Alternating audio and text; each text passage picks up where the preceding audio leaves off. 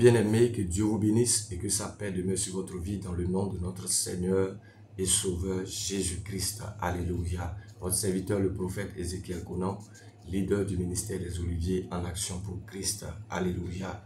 Ce matin encore, nous partagerons un thème, alléluia, sur l'humanité de notre Seigneur Jésus-Christ. Les études précédentes, nous avons parlé de la divinité de notre Seigneur Jésus-Christ. Ça veut dire qu'il est Dieu. Alléluia. Mais nous allons parler aujourd'hui de son côté humain. Jésus-Christ était 100% homme et il était 100% Dieu. Alléluia. Et nous parlerons de son côté humain. Pourquoi est-ce que nous disons que Jésus-Christ avait aussi son côté humain? Parce qu'il a manifesté les traits de quelqu'un qui est un humain. Alléluia. Alléluia.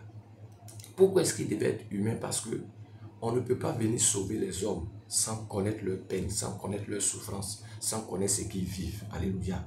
Donc, il a accepté de pouvoir avoir un côté humain pour avoir aussi nos réalités, avoir aussi nos problèmes. Alléluia. Avoir aussi tout ce que nous avons vécu. C'est pourquoi la Bible déclare que notre Seigneur Jésus-Christ, alléluia, a été tenté sur la terre des hommes, mais il n'a point péché. Alléluia. S'il était venu dans son côté divin, il n'allait pas aussi connaître ce que c'est que le péché. Il n'allait pas aussi ressentir ce que c'est que le péché. Mais quand il est venu dans un corps humain, il a compris comment est-ce que les hommes souffrent.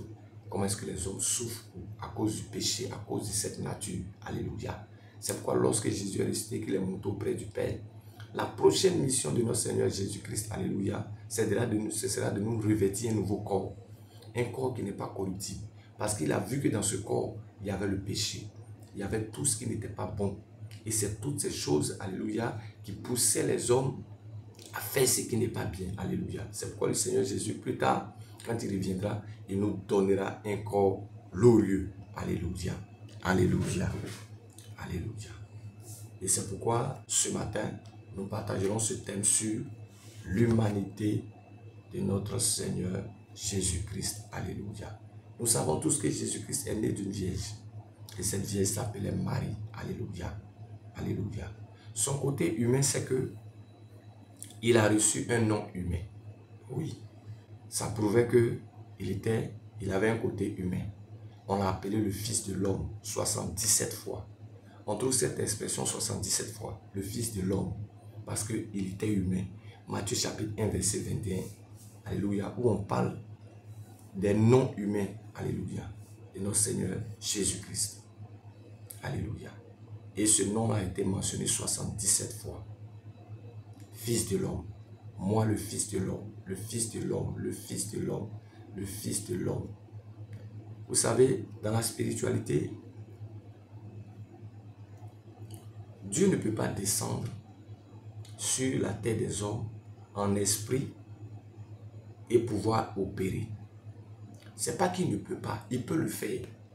Mais à cause des lois que lui-même il a établies, il ne peut pas violer ces lois-là.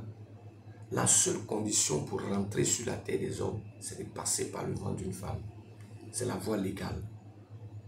Et c'est ce qu'il a fait. Il était obligé de passer d'abord par le ventre d'une femme et naître. Et pendant qu'il va venir sur la terre des hommes, il a le droit légal de pouvoir exercer toutes choses sur la terre parce qu'il est plus maintenant, il est maintenant le Fils de l'homme. Alléluia. C'est pourquoi il avait la capacité de dominer tout ce qui influençait l'homme. Parce qu'il est venu en tant que aussi Fils de l'homme. Alléluia. Parce qu'il est né dans une famille. Alléluia. La deuxième chose qui montre l'humanité de notre Seigneur Jésus-Christ, c'est qu'il avait une généalogie. Quand vous lisez Matthieu chapitre 1 du verset 1 au verset 16, la Bible explique généalogie de notre Seigneur Jésus-Christ, fils de temps, fils de temps, fils de temps, fils de sang, ainsi de suite, jusqu'à ce qu'on arrive à notre Seigneur Jésus-Christ. C'est ça la généalogie. Alléluia. C'est-à-dire qu'il n'est pas quitté quelque part pour tomber du ciel, comme certains le pensent. Non. Il est venu d'une famille. Il est venu d'une lignée. Alléluia. Et tout avait déjà été dit dans l'Ancien Testament. Lorsque vous suivrez, alléluia, nos enseignements précédents, vous allez comprendre, alléluia, les versets de l'Ancien Testament qui ont parlé des promesses de notre Seigneur Jésus-Christ et qui se sont accomplies dans le Nouveau Testament.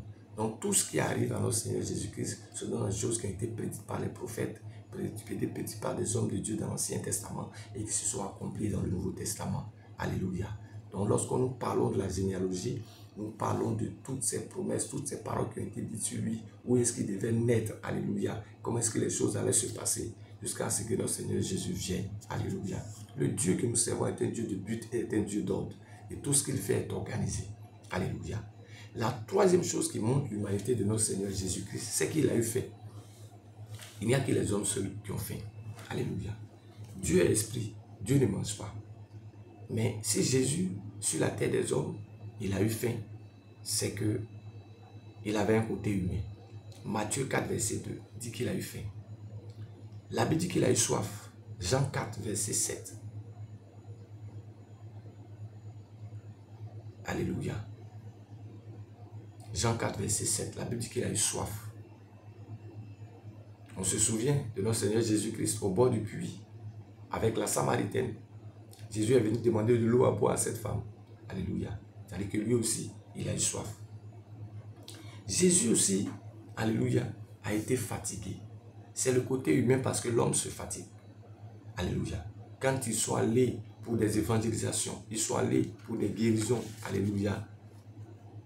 Toutes ces marches, c'est un être humain. Quelqu'un ne peut pas marcher toute une journée ou des jours sans pour autant être fatigué. S'il n'est pas humain, il n'y a que les esprits seuls qui ne se fatiguent pas. Mais puisqu'il a un côté humain, lui aussi il a été fatigué. C'est assis quelque part. Il est arrivé un moment, il a dit à ses serviteurs, reposons-nous un peu. Alléluia. Parce qu'ils étaient fatigués. Nous voyons un peu la configuration en Israël. C'est une zone qui est comme désertique. Il n'y a pas trop de plantes qui poussent là-bas. Donc imaginez le soleil. Imaginez les pierres quand ils marchent dans des endroits. Ils étaient aussi fatigués. Alléluia. Jésus a dormi. Il n'y a que Dieu seul qui ne dort pas. La Bible dit celui qui veille sur Israël ne sommeille ni ne dort. Mais Jésus a dormi dans Matthieu 8, verset 24. C'est-à-dire qu'il avait un côté humain. Et c'est son côté humain qui s'est manifesté. Alléluia. Jésus a aimé. Marc 10, verset 21. Jean 11, verset 36. Alléluia. Jésus a aimé. Quand on lit la Bible dit que Jean était celui que Jésus aimait le plus dans le groupe. Lui aussi, il a aimé. Alléluia. Il y a son ami Lazare. Son ami, il a aimé Lazare aussi. Alléluia. Donc Jésus aussi a aimé comme tout être humain. Alléluia. Il a connu aussi la compassion. Matthieu 9, verset 36. Il a connu aussi la compassion. La sixième chose qui montre l'humanité de notre Seigneur Jésus-Christ, c'est que il s'est mis aussi en colère. Et il a connu la peine. La fois où Jésus s'est mis en colère, c'était dans le temple. Où il a chassé les vendeurs. Il a dit, ma maison est un lieu de prière où vous en avez fait une caverne de voleurs. Il dit, ma maison est un lieu de prière. Il a chassé les vendeurs. Alléluia. Alléluia. Il a connu aussi la tristesse. Jean 11, verset 33.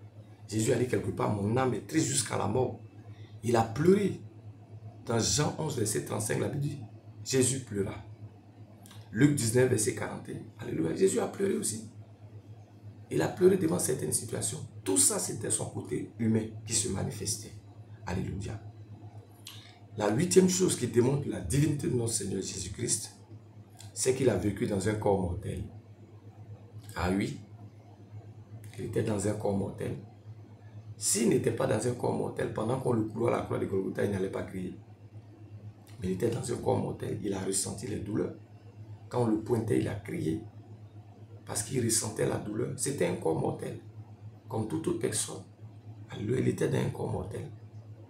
Et il a crié. Alléluia. Il a crié.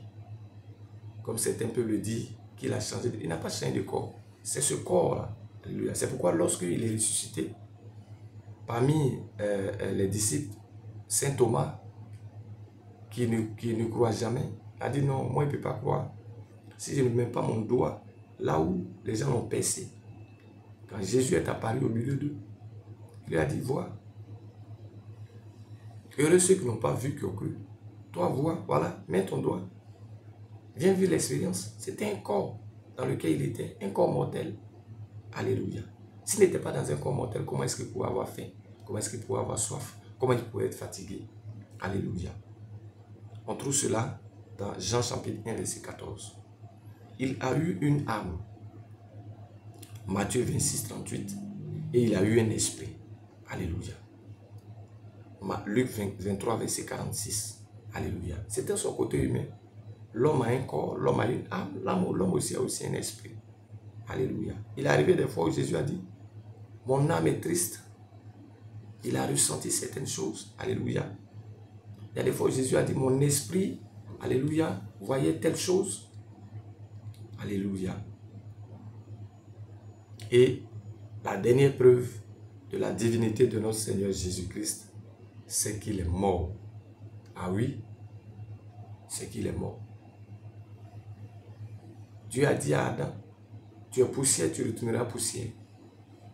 Après qu'ils aient péché, il lui a dit, tu es poussière, tu vas retourner poussière. Tout simplement pour dire que toute personne qui naît d'un homme et d'une femme va finir comment? Dans la poussière. Alléluia. Va mourir. Toute personne qui naît d'un homme et d'une femme est appelée à mourir. Toute personne qui naît est appelée à mourir. Alléluia. Donc son côté humain va se manifester. Parce que Jésus est quoi? Il est mort. Dans Hébreux 9, verset 27, la Bible dit qu'il est réservé à un homme de mourir une seule fois. Après quoi vient le jugement. Jésus effectivement est mort. Dans Luc 23, verset 33, Jésus est mort. Mais il est la seule personne qui, lorsqu'il est mort, est ressuscité. Alléluia. Lorsque nous parlons de l'humanité de notre Seigneur Jésus-Christ, nous voulons parler simplement des attributs humains qu'il a eu à manifester. Des choses de l'humain qu'il a eu à manifester. Alléluia. C'est pourquoi nous disons que Jésus-Christ était 100% homme. Il était 100% Dieu. Alléluia. Alléluia. C'est pourquoi il a pu nous sauver. Il a pu nous sauver parce qu'il avait ce côté humain-là. C'est pourquoi il a pu nous sauver. Alléluia. Le sang des animaux ne peut pas sauver quelqu'un. Il fallait le sang d'un homme. Alléluia. Dans l'ancienne pratique, c'était comme ça. Le sang des animaux ne pouvait pas sauver. Il fallait le sang d'un homme. Alléluia. Qui puisse se libérer, sans péché, puisse libérer l'humanité. C'est pourquoi il est venu en tant qu'homme. Et son sang a coulé pour racheter des hommes. Alléluia. Mais il est mort, c'est vrai. Mais il n'est pas resté dans la tombe. Il est la seule personne qui, lorsqu'il est rentré dans le tombeau n'a pas pu le retenir. Alléluia. Le troisième jour, notre Seigneur Jésus est ressuscité. Alléluia. Que Dieu te bénisse et que sa faveur demeure sur ta vie. Continue cette méditation. Prends les références bibliques et assure-toi et étudie l'humanité de notre Seigneur Jésus-Christ. Alléluia. Cela te fera du bien. Que Dieu te bénisse et que sa faveur demeure sur ta vie. N'oublie pas de t'abonner à notre chaîne. N'oublie pas de nous envoyer des commentaires. Alléluia. N'oublie pas d'envoyer tes sujets de prière pour que nous puissions prier et intercéder pour toi. Pour toute autre information, vous pouvez nous joindre au plus 225 07 48 27 76 57 01 02 05 38 46 et le 05 56 21 20 25. Que Dieu vous bénisse et que sa faveur demeure sur votre vie dans le nom de notre Seigneur Jésus-Christ, le ressuscité. Amen.